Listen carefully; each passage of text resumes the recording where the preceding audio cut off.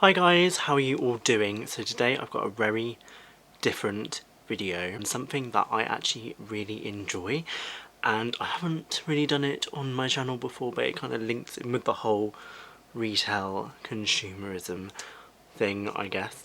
And I am totally taking inspiration from two of my favourite things to watch, which is the rise and fall of certain brands, and they're mainly on CNBC's channel and Company Man's channel. And I just really love like retail history and anything to do with like business side of retail, and like just rise and fall, seeing like how companies started, how they're going, and what's happening to them now. And I don't see too many of these based on UK brands or companies, because the Company Man and CNBC are both US things. So I thought I would throw my 2 cents into this realm and do a video on the rise and fall of Debenhams, Britain's favourite department store, which is what their slogan, at least in the 2000s, was their slogan. So yeah, I'm going to work your way through the history of Debenhams, going through the ups and the downs. So Debenhams was started kind of in 1778 by William Clark. He established a draper's store in Wigmore Street in London's West End, selling expensive fabrics, bonnets, gloves and parasols. And in 1813 William Debenham invested in the firm, which then became Clark and Debenham. In 1818 the first store outside London opened in Cheltenham, which is quite an affluent place, and the firm prospered in the following years from the Victorian fashion for family mourning, by which widows and other female relatives adhered to strict code of clothing and etiquette. In 1851, Clement Freebody invested in the firm. It was renamed Debenham and Freebody, and the wholesale business was established, selling cloth and other items to dressmakers and other retailers. Many acquisitions of retail, wholesale and manufacturing businesses were undertaken in the remainder of the 19th century, and offices opened in South Africa, Australia, Canada and China. In 1905, Debenhams Limited, or Ltd, was incorporated. In 1919 the business merged with Marshall and Snellgrove by a one-sided merger, which was located on London's Oxford Street, which is a premier shopping destination in London. In 1920 Debenhams purchased Harvey Nicks, which is a very luxury department store in London and in other places or principal cities throughout the UK and across the world. And in 1928 the involvement of the Debenhams family ended and the business became a public company. By the 1950s, Debenhams was the largest department store group in the UK, owning 84 companies and 110 stores, and in 1966 central buying was introduced for the first time. In 1972, Debenhams purchased a supermarket group called Cater Brothers and modernised its 40 food halls within its stores, branding them Carter's Food Halls, but sold the chain in 1979, which I found quite interesting because Debenhams isn't or what Debenhams I knew in like 2000s wasn't really a place that you would buy food, but we have seen this in other department stores. Obviously M&S, although it's not technically, well, it's classed as a department store because it's the definition of a department store is departments within a store, is famous for their food hall. And we also have John Lewis, which some of their stores, at least they did before the pandemic, had Waitrose Food Halls, which is their sister company which sells food. In 1976 Debenhams acquired Browns of Chester, which is quite a prestigious building within Chester and a department store, and Browns retained its name until today, whereas all other department stores in the Debenhams group by 1977 had rebranded as Debenhams. Between 1985 and 1998 Debenhams was part of the Burton Group, which later became Arcadia, which is another prominent rise and fall of situation in the UK. And during this time what was introduced was exclusive merchandise, and the most noticeable of this was what was called Designers at Debenhams. That launched in 1993, and an increase in a number of its stores happened as well. So Designers at Debenhams incorporated a number of well-established designers, including Jasper Conran, John Rocher, Matthew Williamson, Henry Holland and Junior MacDonald, who was later appointed the chief designer at Givenchy. So they had a lot of diffusion lines, so there was like Rocher, John Rocher, Butterfly by Matthew Williamson, H by Henry Holland and Star by Junior MacDonald. And these were very prominent in their stores till today. This is kind of what the main concession base included. In 1997, the first international franchise store opened in Bahrain, and in 2003, Debenhams was demerged from the Burton Group and was bought by Baroness Retail Limited and was removed from the stock exchange.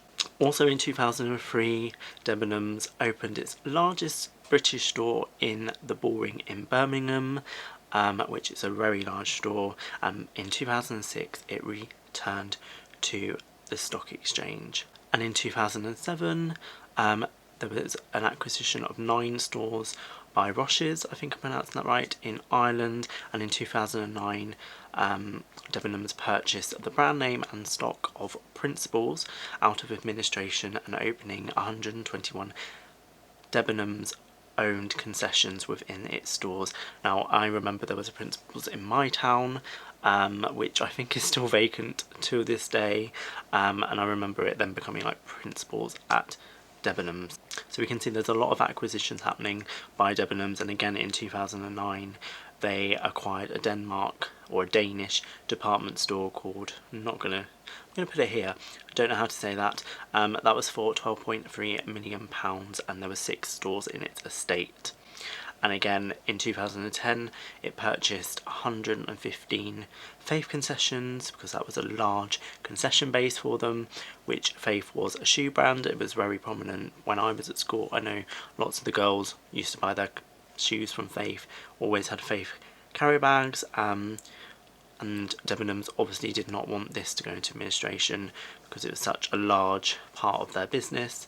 And we can really see in this time, so like in March 2012, profits were £127.1 million for the first 6 months of up to March that year, and that was up 1.4% from 2011, and they described at the time market conditions were difficult and online sales had surged at this point by 34% for the first half of 2012. And there's a quote here that says, overall we're optimistic about our prospects and believe that we have a clear strategy for growth and meet our aim of being a leading international multi-channel retailer. Keyword there, multi-channel. So in 2012 there was obviously a lot of investment, or before this, around this time, a lot of investment into the online side of the business, as we can see 34% sales surge in its online platform. During this time, Debenhams continued to expand into emerging markets, such as opening 2 stores in the Philippines and 1 in Iran in 2012, and there were planned to open 2 stores in India and 1 in Pakistan at this time as well. And in April 2012, it was announced that it will be building 14 brand new stores, and we're in negotiations for another 25 sites within the UK. In September 2012, like-for-like sales have risen by 3.3% in the 6 months up to that date. And in 2013, the refurbishment started of the Oxford Street flagship store in London, which cost £40 million, of which Debenhams put £25 million in itself, and that completed in 2014 in February. This was kind of the rise of Debenhams. We got to 2013, it was going well. There was a lot of acquisitions during this time, a lot of growth as well. Profits were in the hundreds of millions, and online business was also growing. But 2013 saw what was beginning to seem the fall of the Debenhams. Don't know why I said the Debenhams, but in 2013 shares fell due to poor sales during the Christmas period. So 6 months prior to April 2014, pre-tax profits were to be £85 million, which was down from 115 from April 2013, and the chief executive at this time said this was due to the highly promoted market for the run up to Christmas, and there was a lot of discounting and by other retailers, and which Debenhams had to respond to these conditions and discount, which had an impact on their sales and profitability. Higher markdowns were also seen in January 2014, but online sales grew by 27%. So there's still that increasing online business. On the 2nd of January 2014, the chief financial officer resigned due to criticism of his financial decisions. On the 13th of January 2014, 4.6% of Debenhams shares were bought by Sports Direct, who then later sell their shares on the 16th of January 2014, but took the option to buy a further 6.6% of shares later on. Now, the owner of Sports Direct, Mike Ashley, Sports Direct Group later became Fraser's Group, which he acquired House of Fraser later on, but Mike Ashley is a prominent person from this point onwards, from 2014, although not technically owning all of Debenhams, but owning shares in Debenhams and having an influence on what Debenhams does. Skipping forward to 2017, Mike Ashley, which we just discussed, Sports Direct, secured 21% shares of Debenhams, which gave him over 10% of the company's voting rights, which is obviously very influential. 2 new stores opened this year in 2017, so we can see there's kind of a dying down in the opening of stores, but then we kind of saw a shift in retail at this point to more online. Like the online side of retail was definitely picking up in 2017, but 2 new stores opened this year, one in Stevenage and one in Wolverhampton. The Stevenage store in particular was 80,000 square foot, and it was a new design which they had not been seen before, which the new CEO was his true vision, with a layout and format with the emphasis on the customers staying for longer. And we definitely saw this with more like leisure options within Debenhams, and there was leisure kind of options within other department stores, or the competing department stores to Debenhams, such as John Lewis, increasing the retail aspects, so there was more personalised services at like John Lewis and stuff like that. But Debenhams diversified by including like a new style deli restaurant called Loaf and Bloom, which was only seen at the Wolverhampton and Milton Keynes store at that time, and there was also diversification into other food brand later on, so like we saw Franco Manca opening in like Westfields, Shepherd's Bush and Bournemouth stores, among others, so there was like a diversification there. In 2018, Debenhams announced the largest loss in its company's history at this point, with a pre-tax loss of £491 million, and it announced a closure of 50 stores with a potential loss of 4,000 jobs. So this was put down due to the rise of technology, so we saw a shift in way consumers were spending, they were moving online, and there was also rising costs and the softening of demand. So Debenhams had a very expensive store portfolio, I don't know why I said it like that, portfolio, and there was little to distinguish Debenhams from its cheaper to run online rivals. In 2018, Debenhams opened its brand new concept store in Watford, which was part of the new extension, I say it was a rebrand of what was already there before. I've been to Watford quite a few times, but it was an extension of Into's Watford, which was the Harlequin Centre, or what used to be called the Harlequin Centre. They opened that in 2018, and there was a focus on beauty there, and also a new health, food, restaurant and personal shopping services. So we can see that sort of diversification, like trying to establish itself as like strong within beauty, which was kind of a focus within its stores. Department stores generally focus on beauty on like their ground floor and stuff, but this was something that Debenhams was known for. Ironically, in 2020, only 2 years after it opened, the Watford store did close, and it is now Next Beauty and Home store, which did happen to the Milton Keynes and Metro store, among others as well. So in 2019, Mike Ashley increased his stake in Debenhams to 29.7%, and on April 2019, Debenhams went into administration and it was taken over by its lenders, wiping out its shareholders, including Mike Ashley, who ploughed at least £150 million into the department store. This meant that 50 stores were under threat and 11 stores would be closing with immediate effect in the UK and Ireland. Its share price dropped, and we can see that here with a significant drop in how much the shares cost. And on April 26, 2019, the company would announce that in addition to rent reduction on all except 39 stores, 22 stores would close after the Christmas 2019 period, and this included most noticeable the Wolverhampton store, which only opened a few years prior, but also stores in Canterbury, Guildford and Welwyn Garden City, as well as Wimbledon. Moving from 2019 into 2020, we all know what this year did to retail and to the world. On the 6th of April 2020, Debenhams filed a notice for its intent to appoint administrators, and the CEO said it was due to unprecedented circumstances caused by the pandemic and lockdown. This was different to the previous administration, which was a pre-pack administration, and which is where Debenhams was taken over by its lenders. And on the 9th of April 2020, Debenhams went into administration. So most notably stores in Milton Keynes and the Metro Centre closed due to disputes with landlords, which I believe was both Into at that point, no longer anymore, because that's also fallen into administration, which Into is was a shopping centre group, and this was after the first lockdown, and both of these stores, among others, have also changed to Next Beauty and Home stores. In July 2020, Debenhams put itself up for sale to prevent it going into a liquidation, hoping for a buyer by September. In August 2020, it cut 2,500 jobs as a result of the pandemic, and in September 2020, it sold its Danish chain of department stores, which incorporated 7 stores.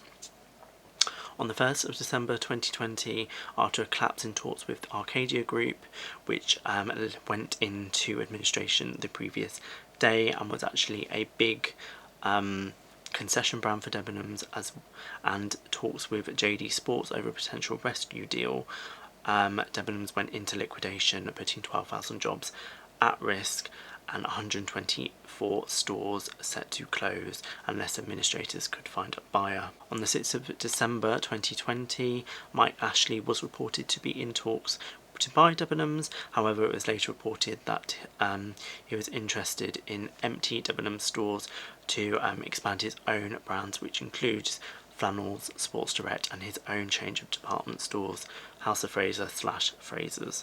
In 2021, so this current year up to today, on the 13th of January 2021, Debenhams announced it would be permanently closing 6 of its stores in the UK due to lockdown restrictions, and the impact of that, which included its flagship store on Oxford Street. But then on the 25th of January 2021, Debenhams did secure a buyer, which was the online retailer Boohoo, but Boohoo only bought its website and the brand of Debenhams for £55 million, and this did not include any of the remaining 118 stores, which will lead to up to 12,000 job losses. So that brings us up to today. What do you think is going to be happening with Debenhams? What will Boohoo do you think? We've seen Boohoo buy other brands before. They bought Karen Millen, Coast, Warehouse, those type of brands, and I've seen reports that they have managed to turn around. I obviously don't buy anything from like Karen Millen or Coast or anything like that, and I'm not the biggest fan of Boohoo, but there is reports that they've turned around Karen Millen and Coast, obviously at the loss of the physical high street stores, and turn them into a more online business.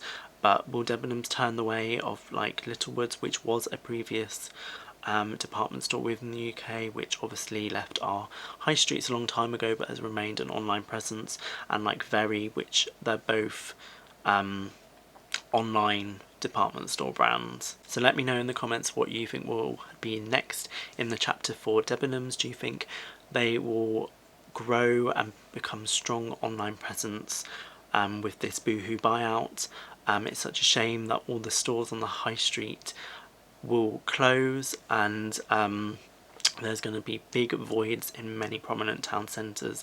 This was Britain's biggest department store chain, and Britain's best department store was its slogan at one point. So what do you think is going to happen to all that space? Retail and the high street, we know, have changed, and the last year has just kind of accelerated that change, and the high street is going to look a lot different when we come out of lockdown, and in a few years to come there's going to be a lot less retail, in my opinion.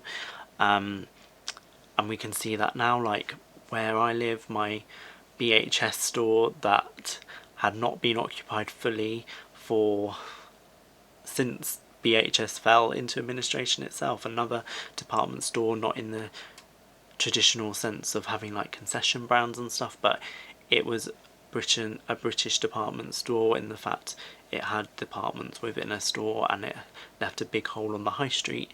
That store in my town has turned into like a indoor trampoline park place kind of thing, and I can see that like a lot of that has also happened in other parts of my town, where like the next store has moved and that's left a big void, and now that's a kids soft play centre / arcade / rooftop bar restaurant. So there's going to be a lot of change in the high street. Let me know what your thoughts are down below. Let me know your thoughts on this video.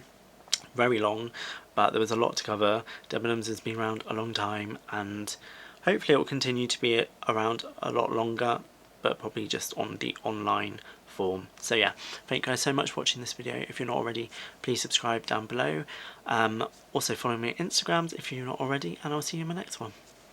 Bye.